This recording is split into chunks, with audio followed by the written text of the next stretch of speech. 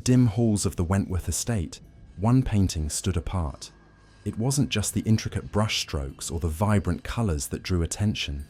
It was the hauntingly lifelike gaze of Eleanor Wentworth, captured forever in a serene garden. Her husband, Charles, had commissioned the portrait in 1891 as a token of their love. Yet what began as a celebration of beauty and devotion soon spiraled into tragedy. Eleanor died suddenly just weeks after the painting's completion, and the whispers began almost immediately. Her death was shrouded in mystery. Officially, it was deemed an accident, a fatal fall down the estate's grand staircase. But those close to the family spoke of darker possibilities. Some suggested Charles's jealousy drove him to poison her, while others pointed to the painter, Ambrose Wilkes, who was rumoured to have cursed the work after Eleanor rejected his romantic advances. The painting remained in Charles's possession, and the strange phenomena began. Late at night, he reported hearing faint whispers emanating from the room where the portrait hung.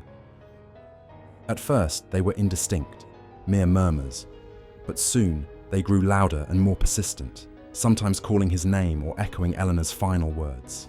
The household staff became uneasy. Servants claimed Eleanor's eyes seemed to follow them as they passed the portrait. One maid abruptly resigned, insisting she had seen Eleanor's reflection blink. Another refused to enter the room, saying the air grew unnaturally cold whenever she approached the painting. Charles's grief turned into obsession.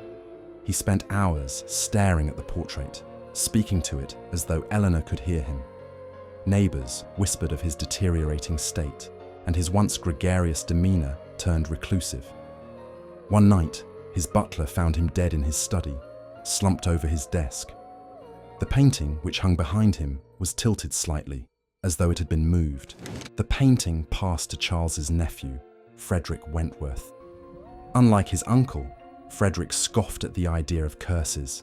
He considered the rumours ridiculous and proudly displayed the painting in his own home. But within days, he too began to experience the whispers. They started faintly, but soon became clear. Voices mocking him, calling his name, and accusing him of Eleanor's death, despite the fact he'd never met her. Frederick began noticing subtle changes in the painting. He swore Eleanor's expression had shifted, her serene smile replaced by a slight smirk, almost as if she knew something he didn't. Others dismissed his claims, but Frederick became increasingly paranoid. Desperate to escape the painting's influence, he donated it to a local museum. At the museum, the painting's reputation only grew. Staff reported that the air around it felt unnaturally cold, even in summer. Visitors claimed to hear faint whispers when standing near it, and some swore they saw Eleanor's eyes move. The museum director dismissed these accounts as hysteria until something unexplainable happened. One night, a security guard had an encounter he couldn't rationalize. While patrolling the gallery, he walked past the painting and saw Eleanor's eyes blink. Startled, he checked the security footage, and the movement was there, faint but undeniable. Though the footage was never released, rumors spread quickly, drawing more attention to the painting. The museum moved the painting to storage, hoping to quell the rumors. It was placed in a locked room in the basement, away from public view. Yet even there, staff reported strange occurrences.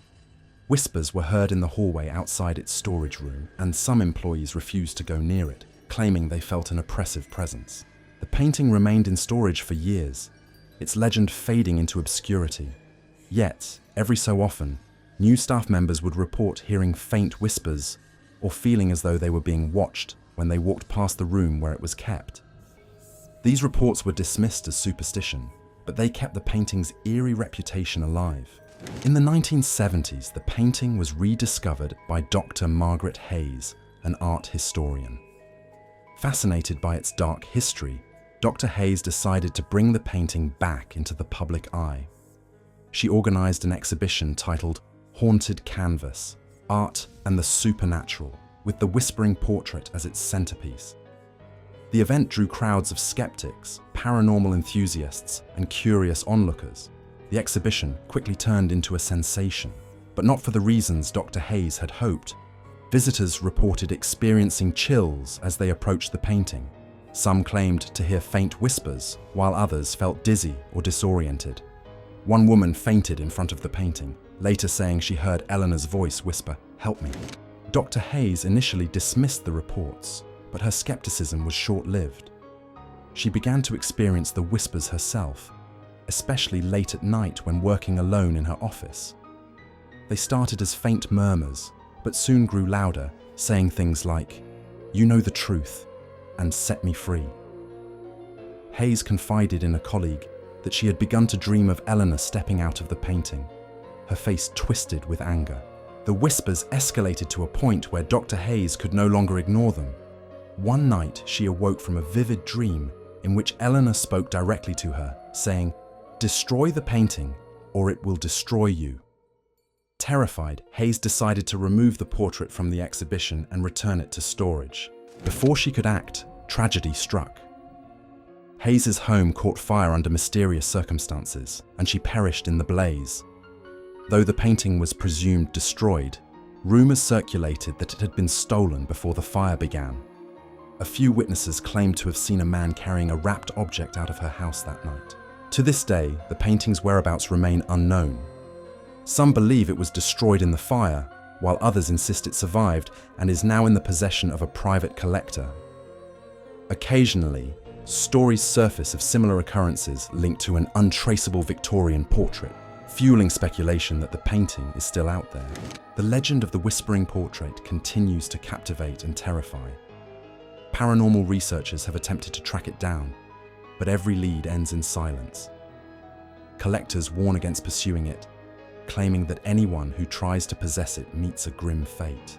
Whether it's a cursed object or a tragic coincidence, the painting story is one of the most enduring mysteries in the art world. If this tale gave you chills, don't forget to like and subscribe. Share your thoughts in the comments. Do you believe the painting was cursed, or was it all the result of fear and imagination? Let us know what you think. For more spine-tingling stories, check out our playlist, Cursed Objects and Haunted Artifacts. Until next time, remember, some mysteries are better left unsolved.